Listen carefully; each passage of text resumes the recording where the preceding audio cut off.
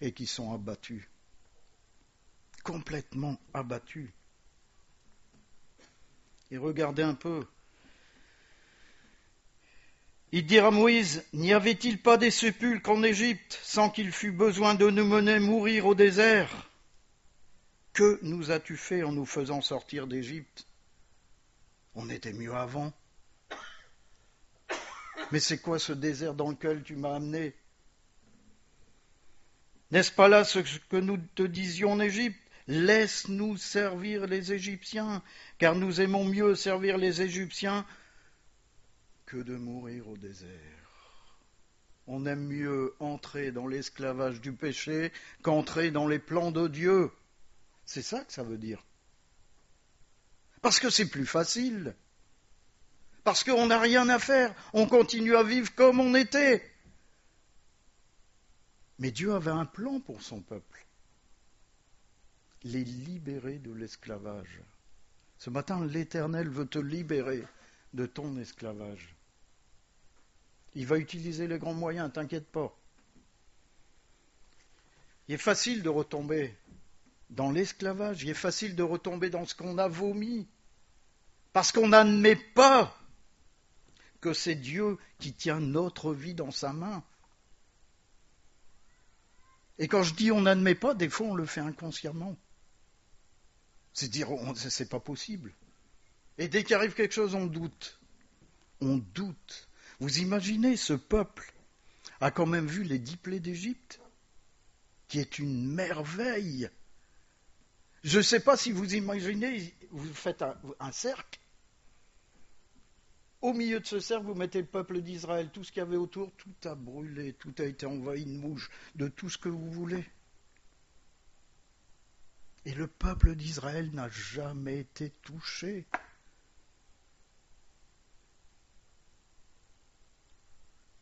Première difficulté, ils vomissent ce qu'ils ont connu pour retourner à l'esclavage.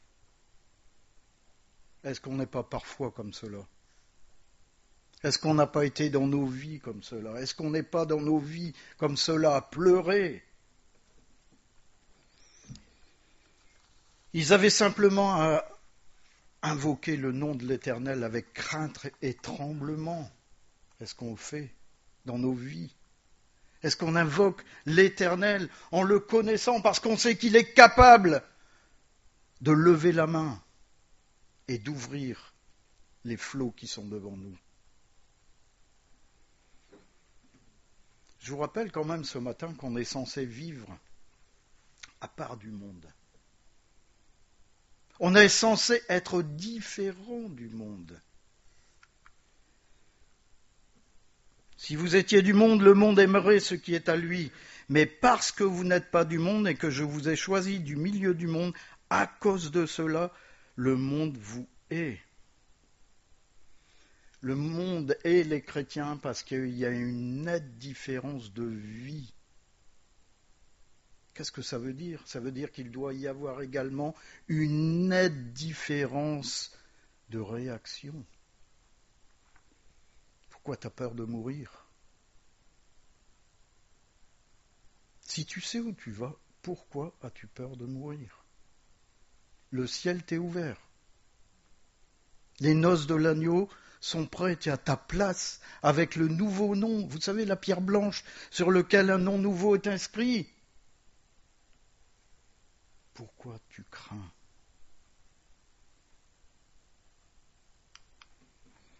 Dans la Bible, on trouve plein de réponses. Aussi trouve-t-il étrange que vous ne vous précipitiez pas avec eux dans les mêmes débordements de débauche. Et parce que tu ne fais pas comme eux, ils te calomnient.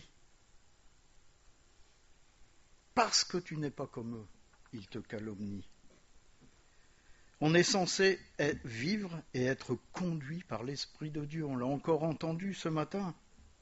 Avoir une vie à l'opposé de celle d'avant, différente de celle du monde, qui est une folie pour les gens du monde, parce qu'on croit à des fables. On va voir plus tard la fable, la puissance de la fable. On a parlé du Saint-Esprit. Le peuple était conduit par une colonne de feu dans les ténèbres et une colonne de nuée le jour.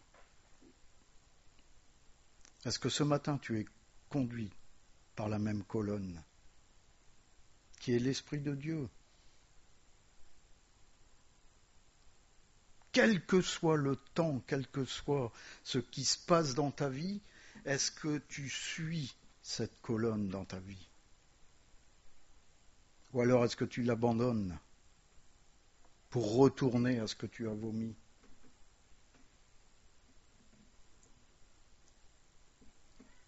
Le croyant qui a été conduit a quitté les ténèbres pour en rentrer dans le royaume du Fils de Dieu. Rendez grâce au Père qui vous a rendu capable d'avoir part à l'héritage des saints dans la lumière, qui nous a délivrés de la puissance des ténèbres et nous a transportés dans le royaume du Fils de son amour, en qui nous avons la rédemption, la rémission des péchés. On a été transportés des ténèbres dans la lumière. On vit aujourd'hui dans la lumière et non plus dans les ténèbres. Notre vie doit être une vie de lumière. Et quand les ténèbres viennent, elles sont chassées systématiquement par la présence du Saint-Esprit qui combat à notre place. Taisez-vous et sachez que je suis Dieu.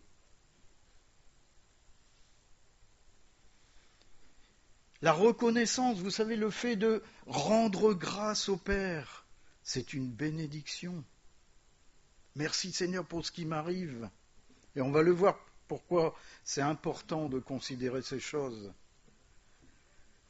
C'est une reconnaissance, c'est une bénédiction pour celui qui vit ces choses. Une vie quelqu'un qui, même dans les difficultés, même dans l'épreuve, loue le Seigneur Jésus. On va venir tout à l'heure à ça, qui est souvent très difficile, et je le conçois. Mais si on avance dans ce chemin-là, on est perdu.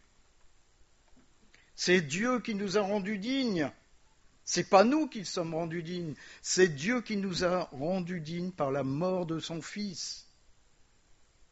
Il nous a fait traverser les ténèbres pour venir à la lumière, à sa lumière. Tout lui a été donné, tout a été exposé à sa lumière. Et nous sommes passés de la lumière parce que nous avons été arrachés aux ténèbres. Arrachés. Alors de grâce, mes bien-aimés, ce n'est certainement pas pour y retourner aujourd'hui. Parce que ça nous semble plus facile. Aujourd'hui, on possède quoi? L'assurance. On possède la vérité. Tout à l'heure, on a parlé de la vérité. Tu as la vérité. Et la vérité, elle est en qui? En Jésus-Christ, qui est un exemple pour chacun d'entre nous, qui a souffert, qui a été blasphémé, qui a été frappé, on lui a craché dessus, il n'avait rien fait. Quelle serait notre réaction si on nous crachait dessus, si on nous frappait en n'ayant rien fait?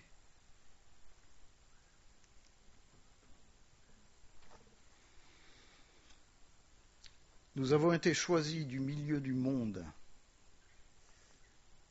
On a été rachetés, on a été pardonnés. Et aujourd'hui, on appartient à ce Jésus. Et parce qu'on n'est pas du monde, le monde nous hait. On est complètement différents. Comme a dit Paul tout à l'heure, on est à l'ouest. On est à des années-lumière de ce monde. Parce qu'on ne vit plus dans les ténèbres, on vit dans la lumière.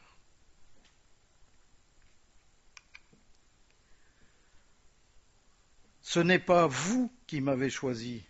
Là encore une erreur. C'est pas nous qui avons choisi Jésus. À la limite, on s'en sera peut-être bien porté si on ne l'avait jamais connu.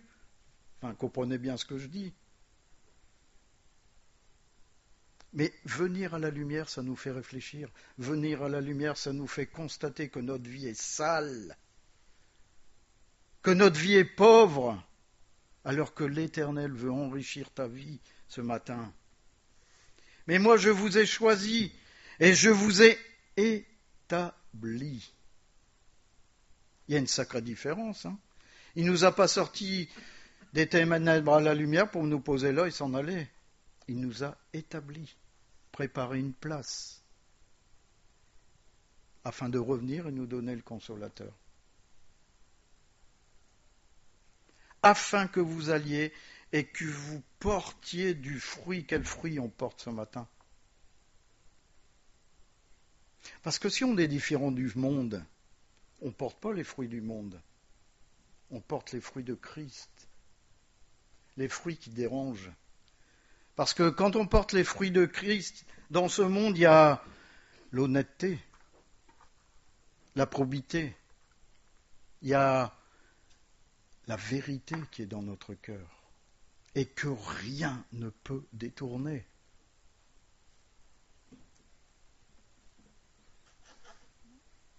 Et que votre fruit demeure afin que vous demanderez au Père, afin que ce que vous demanderez au Père, en mon nom, il vous le donne.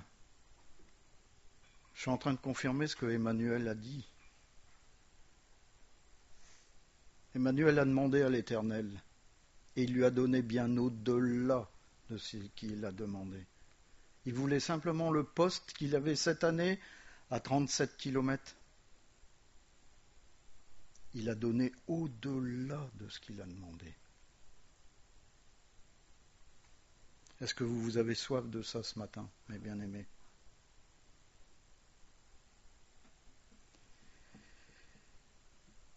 On a été choisis chacun, pas pour venir seulement le dimanche, et peut-être jouer un rôle. On a été choisis pour annoncer la parole de Dieu, pour annoncer la vérité de Dieu par un changement radical de vie. Arrêtez de se plaindre, sinon on est comme les gens du monde. On n'a aucune espérance. Si vous demeurez en moi et que mes paroles demeurent en vous, demandez ce que vous voudrez et cela vous sera accordé. Est-ce que le Logos demeure en toi? Est-ce que la parole demeure en toi? Et quand je dis demeurer, c'est pas seulement qu'elle est en nous, mais c'est qu'on la vit, la parole de Dieu. On vit la parole de Dieu, on est la parole de Dieu, parce qu'on témoigne. Et normalement, si on vit cette parole de Dieu, moi je vous dis une vérité, c'est vous déranger. Vous dérangez. Si on vous invite comme avant, vos amis vous invitent comme avant, c'est qu'il n'y a rien qui a changé dans votre vie. Mais si vous commencez à voir vos amis qui s'éclaircissent, votre famille qui vient plus trop vous voir, c'est qu'il y a une bonne raison. C'est que vous ne parlez plus comme eux. Vous ne réagissez plus comme eux. Vous ne pensez plus comme eux. Parce que vous pensez Christ. Et vous pensez la réalité, pas du monde, mais la réalité du ciel. Dieu a dit au peuple, il leur a promis qu'il allait leur donner un pays où coulait le lait et le miel. Canaan. Est-ce qu'il leur avait dit des paroles en l'air? Est-ce que quelqu'un ici peut dire que lorsque Dieu parle, il donne des paroles en l'air? Vous savez, en ce moment, ils sont en train de s'écharper en nous faisant des promesses. Moi, je vous dis une chose qui est une vérité ce matin, seules les promesses de Dieu seront tenues. Et je pense que je ne me trompe pas beaucoup, Et ce n'est pas quelque chose qui m'a été révélé si je vous dis ça. Seules les promesses de Dieu seront tenues. Le peuple était parfaitement au courant de cette promesse. Il aurait dû entrer dans cette promesse au bout de 11 jours. Vous imaginez? Relisez, vous allez voir. Normalement, le voyage était prévu 11 jours. Ça a duré 40 ans. Ils étaient tellement bons, ils étaient tellement à invoquer le Seigneur, tellement que ça a duré 40 ans. Comment?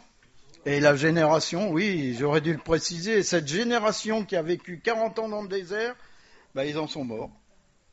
Alors si tu pleures aujourd'hui, si tu galères aujourd'hui dans ta condition, tu sais ce qu'il serait à faire.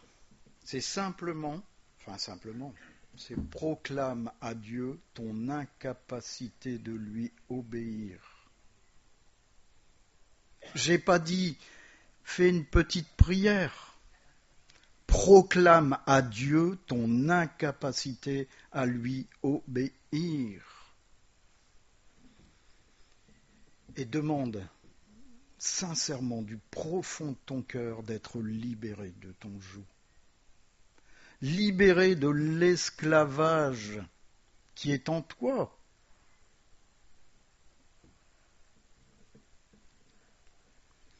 Il faut arrêter de pleurer sur ton sort.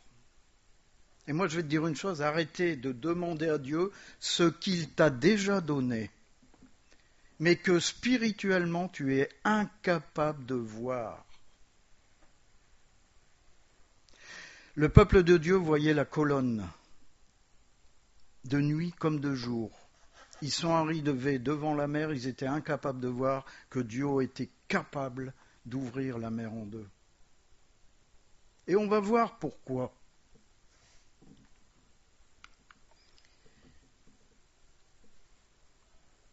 Moïse répondit au peuple, ne craignez rien, restez en place.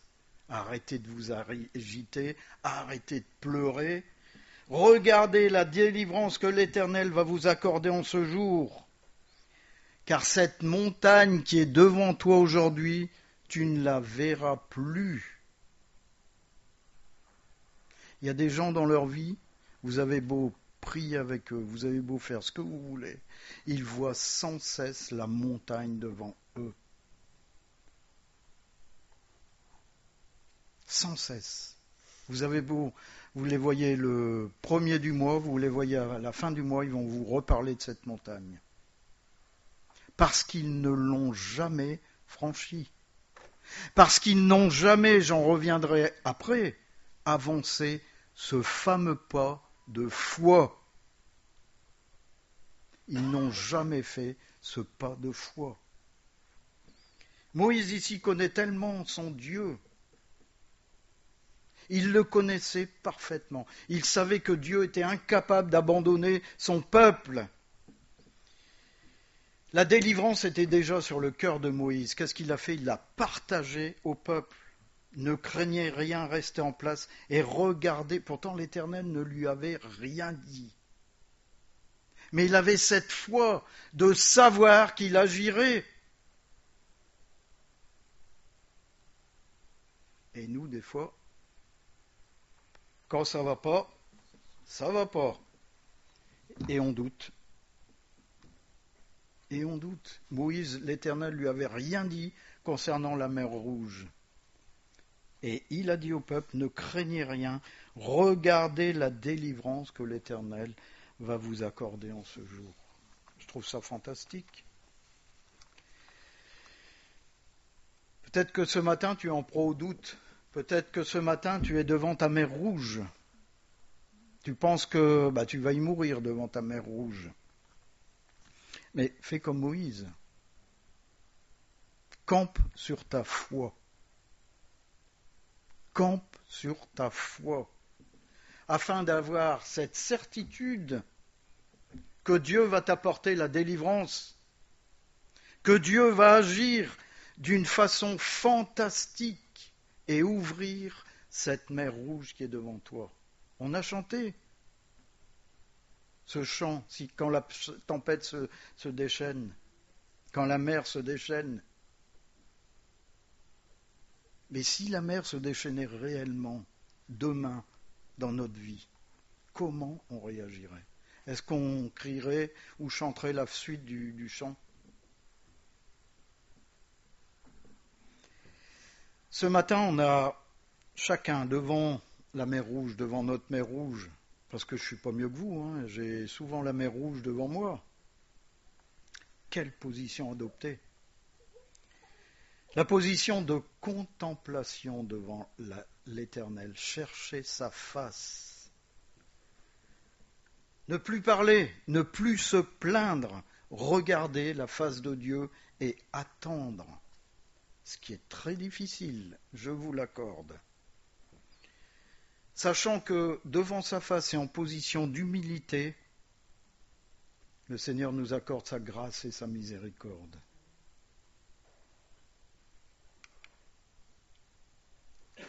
Parce qu'une chose, l'Éternel va combattre à notre place. Et nous, gardez le silence. Vous savez, des fois, il n'y a même pas besoin de prier. Il n'y a absolument pas besoin de prier. Dès qu'on va ouvrir la bouche, ça pour dire des bêtises. C'est se mettre devant l'Éternel en silence et contempler sa face. Contempler sa face. Est-ce que vous avez déjà essayé? Rester dans le silence et contempler sa face. Est-ce que Dieu, notre Père, abandonne son fils ou sa fille? Est-ce que vous avez déjà été abandonné par Dieu? La colonne de fumée, la colonne de nuée, c'était un signe que Dieu n'abandonne jamais personne. Il mettra tout en place pour se rappeler à nous. Si tu as confiance, il faut engager ta foi devant l'obstacle qui se présente aujourd'hui devant toi. Et tu verras un miracle s'accomplir. Ce brave Josué, chapitre 1, verset 5, « Nul ne tiendra devant toi tant que tu vivras. Je serai avec toi comme j'ai été avec Moïse. Je ne te délaisserai point, je ne t'abandonnerai point. » On a souvent besoin d'être encouragé dans les épreuves. Pour Josué, la tâche était immense, immense, laquelle remplaçait Moïse. Oh, il n'était rien, Josué, absolument rien. L'Éternel lui dit, c'est toi qui vas conduire mon peuple. Et pourtant, Josué savait que les Cananéens n'étaient pas faciles. C'était des gens vigoureux, leur ville était fortifiée, leurs soldats étaient super entraînés parce qu'ils étaient fréquemment en guerre. Mais souvent, lorsque Dieu fait une promesse, lorsque Dieu donne un commandement, les promesses viennent avec. C'est-à-dire que Dieu ne va pas te dire, bon écoute, voilà, tu vas faire ça, au revoir, je reviens dans une semaine. Il va tout mettre en œuvre pour que ce qu'il t'a demandé s'accomplisse. Josué a reçu l'assurance que sa présence et son secours ne lui feraient jamais défaut. Nul ne tiendra devant toi, tant que tu vivras, je serai avec toi, comme j'étais avec Moïse, je ne te délaisserai point, je ne t'abandonnerai point. Jamais tu ne seras seul devant n'importe quel obstacle.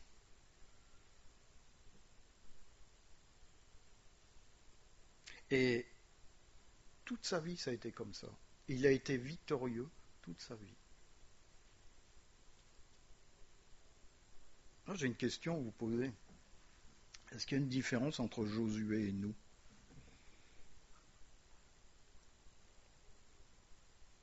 Parce que quand on dit aux gens qu'on est enfant de Dieu, est-ce qu'il y a une différence entre Josué et nous? J'ai pas l'impression. Josué a eu cette foi de croire aux promesses de Dieu. Il a toujours avancé avec la foi qu'il avait en Dieu. Il n'a jamais reculé. Il se levait et a marché dans la foi qu'il avait en son Dieu. La plupart des gens aujourd'hui sont perdus parce qu'ils se sont assis un jour. Alors pourquoi ces pleurs? Pourquoi ces larmes? Pourquoi ces gémissements devant l'adversité, devant l'épreuve?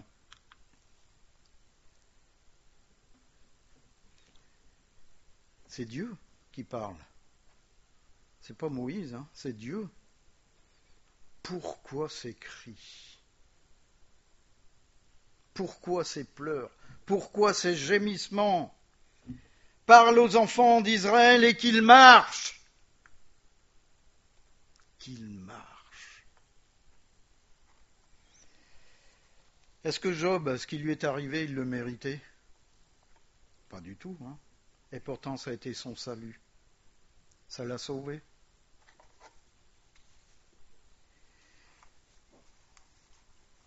Alors, ce qui est arrivé devant l'épreuve, devant la mer Rouge, qu'est-ce qui est arrivé au peuple? Il a été complètement tétanisé.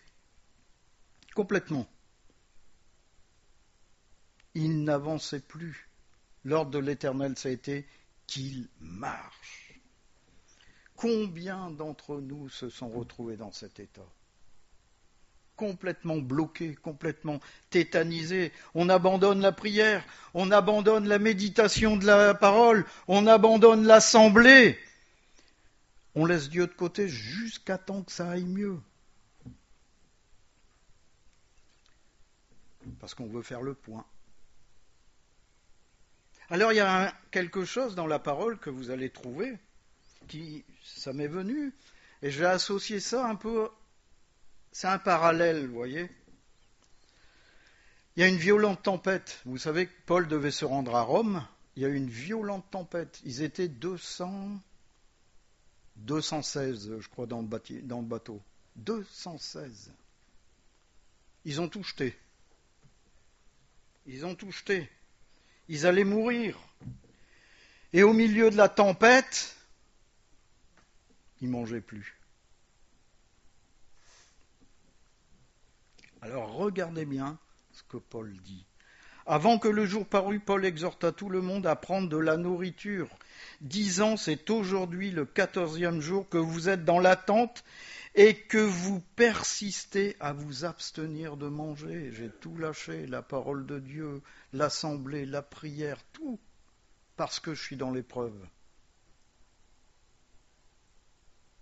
Je vous invite donc à prendre de la nourriture, ouvre ta parole, médite ta parole. Je vous invite donc à prendre de la nourriture, car cela est nécessaire pour votre salut. Tout est dit. Et il ne se perdra pas un cheveu de la tête d'aucun d'entre vous. Si tu persistes dans les choses que je t'ai apprises, tu ne mourras pas. Littéralement, c'est ce que ça veut dire. Il devait se nourrir même dans cette tempête. Ainsi, même devant les épreuves, il faut continuer à se nourrir de la parole. Parce qu'il y a les promesses de Dieu. Si tu abandonnes la parole, tu abandonnes les promesses de Dieu. En Matthieu 10, versets 30 et 31, « Et même les cheveux de votre tête sont tous comptés. Ne craignez donc point, vous valez plus que beaucoup de passereaux. »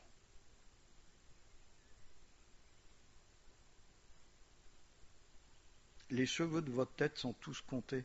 Même nos cheveux pour Dieu sont précieux. On vendait 2 passereaux pour un seul sou. Un sou, ça correspondait à une journée de travail.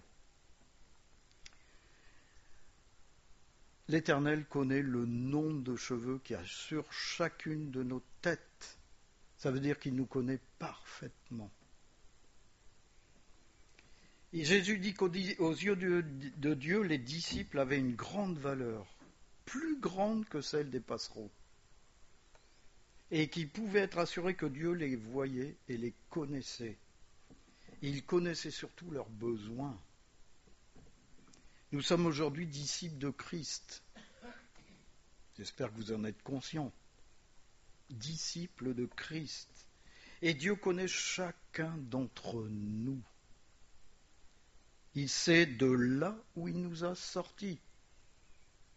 Vous savez, dans un endroit magnifique. On était purs, on était saints. Il nous a sortis de là. Je suis le premier à vous témoigner que c'est faux. Me concernant, bien sûr. Il nous sort de la boue. Une boue puante. On est sale. Il est venu et il nous a sortis. Et aujourd'hui, il ne veut pas nous perdre, mais il veut nous élever. Si tu lâches la main de Dieu devant ta mer rouge, tu lâches les promesses et tu lâches son secours. Pourtant, Dieu te connaît. Mais la présence de Dieu exige l'humilité. Si tu veux avoir Dieu en toi, tu dois être humble et pas orgueilleux. Lorsqu'il a appelé Moïse au milieu du buisson, il a dit « Hé, toi, viens !» Non, il a dit « Alain, Alain !» Il a dit « Jacques, Jacques !» Il a dit « Christophe, Christophe !» Il a dit « Marc, Marc !» Il a dit « Jocelyne, Jocelyne !» Il t'a appelé par ton nom. Il t'a appelé par ton nom parce qu'il te connaît. Et Moïse a répondu, me voici. Me voici, je suis là devant toi. Quelle réponse on a fait à Dieu ce matin? J'ai des bœufs à essayer, je reviendrai la semaine prochaine. Écoute, j'ai une machine à laver à acheter, je reviendrai la semaine prochaine. Écoute, j'ai un entraînement de foot, je reviendrai la semaine prochaine. Mais le lendemain, tu as le retour de Christ. Il y a un peu tard pour la semaine prochaine. Un bébé qui commence à marcher et qui tombe, dans la seconde, le père et la mère le relèvent. Est-ce que vous y croyez? Ah non, il faut du temps quand même. Si le gamin est là-bas près de la porte, je dirais qu'il faut quelques secondes. Vous êtes d'accord avec moi? Pour le relever et le consoler. Dieu fait la même chose avec nous. Et parfois, il prend son temps. Nous, on est tellement pressés, mais Dieu prend son temps parce qu'il veut nous enseigner la patience, le recours à la prière, l'adoration. Vous voyez qu'il nous faut dès aujourd'hui considérer l'épreuve sous un nouvel angle.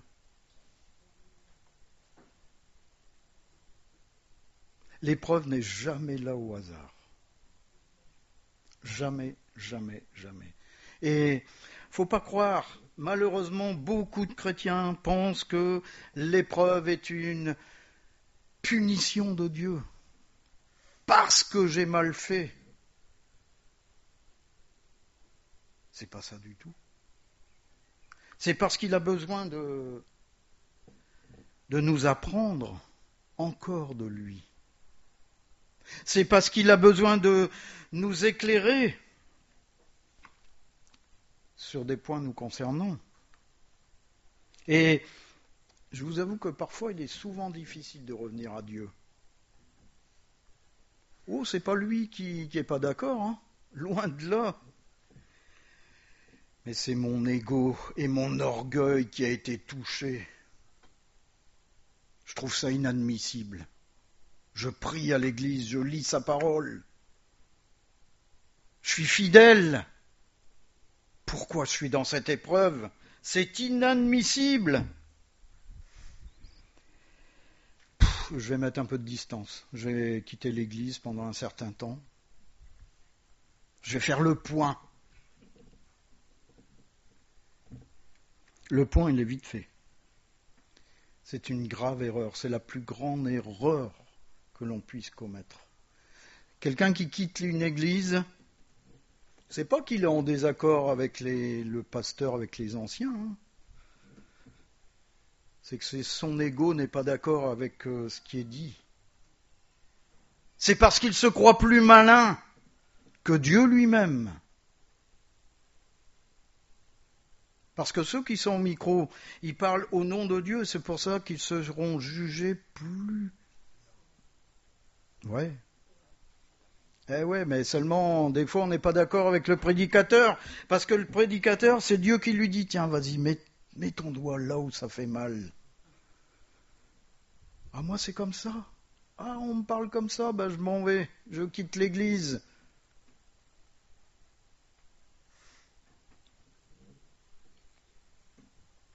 Dieu ne peut pas remplir un vase plein. Il faut en être conscient maintenant. Si tu es plein de toi-même, Dieu ne pourra jamais te remplir. Il va t'amener dans un désert. Moi, je te le dis aujourd'hui. Il va t'emmener dans un désert.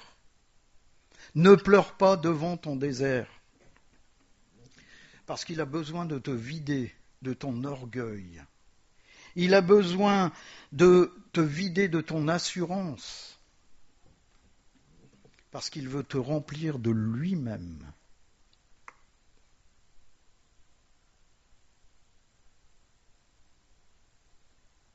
Alors t'en es où ce matin avec ça? Parce qu'un jour, ça sera la mer morte qui va être devant toi. Et un jour, elle ne s'ouvrira pas. Parce que tu seras tellement orgueilleux, tu vas dire, je l'ouvrirai moi-même. Je vais m'en sortir tout seul. Je l'ai entendu, je ne sais pas combien de fois ça. Et à chaque fois, j'ai ramassé la personne à la petite cuillère. À chaque fois.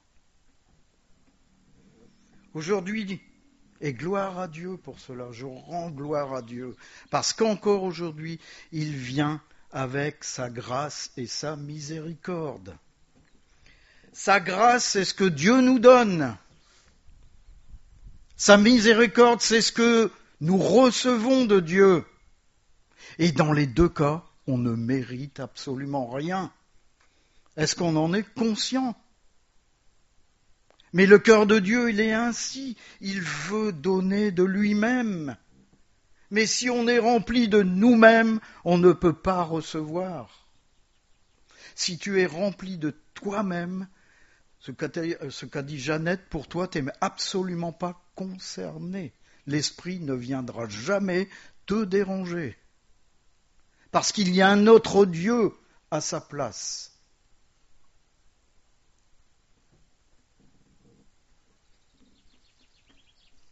Est-ce que tu acceptes ce matin la grâce et la miséricorde de Dieu ?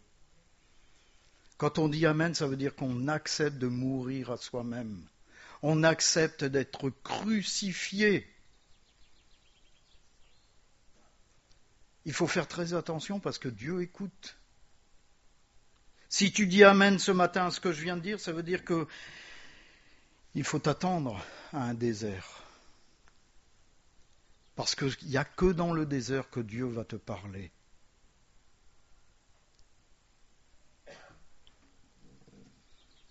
Alors devant l'incompréhension de Dieu face à son peuple, mais j'ai déjà fait tellement, je vais vous inviter à lire, il a bataillé pendant une nuit complète avec l'armée égyptienne.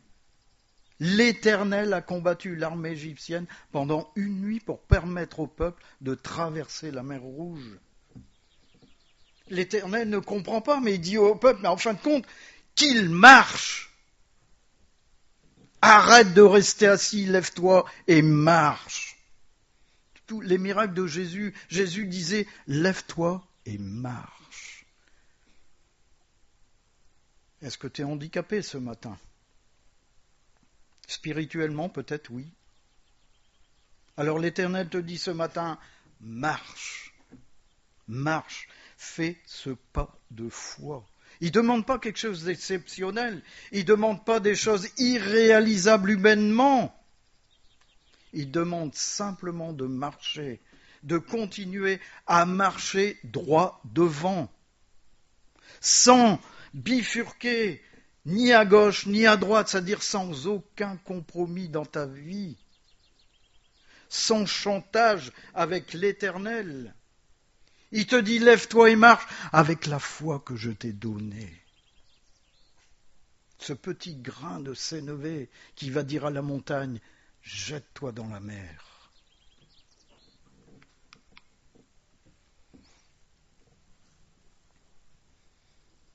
J'ai sauté quelque chose. Oh, j'ai dû sauter. Voilà. Fortifie-toi seulement et aie bon courage en agissant fidèlement selon toute la loi que Moïse, mon serviteur, t'a prescrite. Tout ce que tu lis dans la parole, applique-la sur ton cœur. Vis-la. Si tu ne la vis pas, tu seras incapable de voir la mer Rouge s'ouvrir. Ne t'en détourne ni à droite ni à gauche, aucun compromis dans ta vie. Attache-toi à moi, afin de réussir dans tout ce que tu entreprendras, tout ce que tu auras idée de faire, ça va réussir. Ça va être difficile, non? Mais parce que l'Éternel bénira chacun de tes pas. C'est ça que ça veut dire. Il va bénir chacun de tes pas. La grande erreur, c'est d'arrêter de marcher dans sa foi. La grande erreur, c'est de penser qu'on est seul. L'Éternel est avec toi devant ta mer Rouge. Le soutien de Dieu est constant pour celui qui le suit, pour celui qui marche dans sa présence. Est-ce que tu vois encore ce matin la colonne de nuée et la colonne de feu dans ta vie? Est-ce que tu la vois encore? Ou spirituellement tu es incapable de la voir? Ça veut dire, est-ce que tu vois la main de l'Éternel agir tous les jours? Est-ce que tu la vois? Le peuple avait vu des miracles. Et pourtant, il s'est plaint.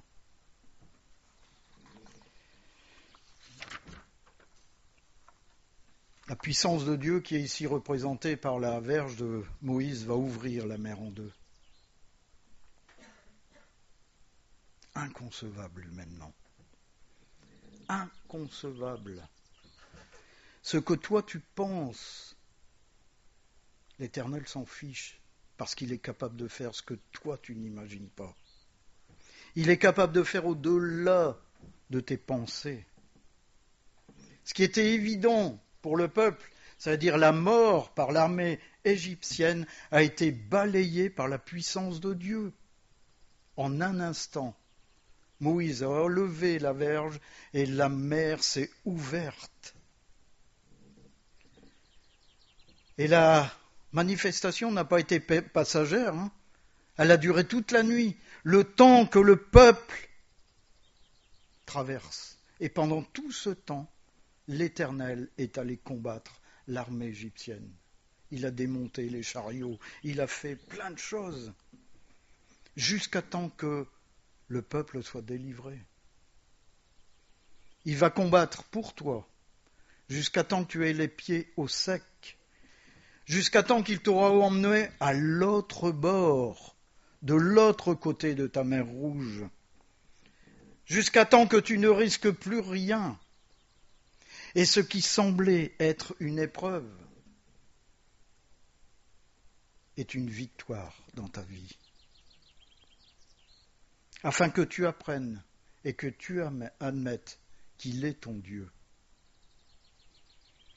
Est-ce que tu veux ça pour ta vie ce matin? Quelle est ta mer Rouge ce matin? Est-ce que tu te trouves dans le même état que le peuple d'Israël devant la mer Rouge?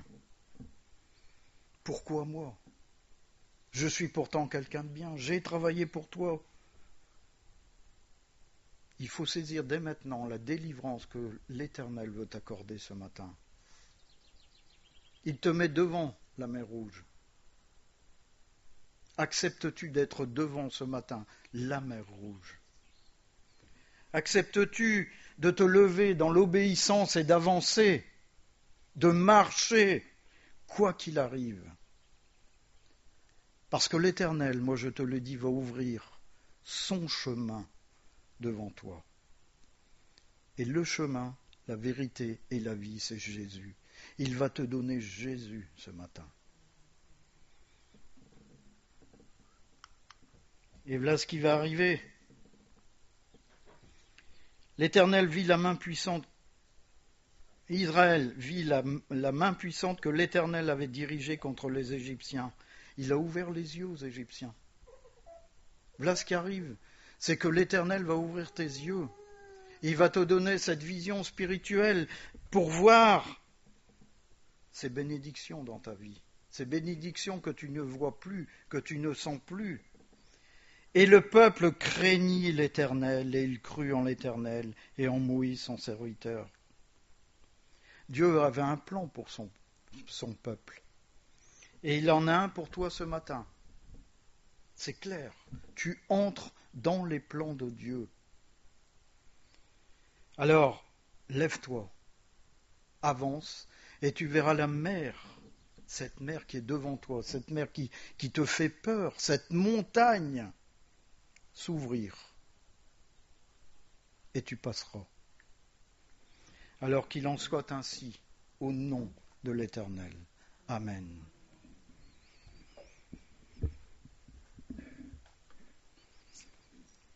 Merci Seigneur parce que tu connais les mers rouges qui sont devant certaines personnes ici. Ils sont dans l'incapacité spirituellement de saisir ta puissance, de saisir ce que tu es capable de faire. Mais Seigneur, tu as déjà donné le chemin au travers de cette mer rouge. C'est Jésus-Christ lui-même, le chemin, la vérité et la vie.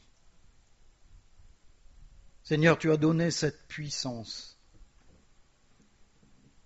Et ce matin, tu demandes de se lever, d'avancer. Et cette mer va s'ouvrir. Et chacun verra la gloire de l'Éternel. Chacun va recevoir et voir la présence de Christ dans son cœur. Alors moi je te dis que ce matin, si tu as reçu ce message sur ton cœur, mets-toi devant l'Éternel. Mets-toi devant sa face, ne dis aucun mot. Contemple-le. Vide ton cœur. Vide-toi de toi-même. Le Saint-Esprit ne viendra jamais te déranger. C'est à toi d'obéir. C'est à toi d'agir. Tu as une responsabilité. Alors agis devant l'Éternel avec crainte et tremblement. Et il te sauvera de toi-même. Au nom de Jésus-Christ. Amen.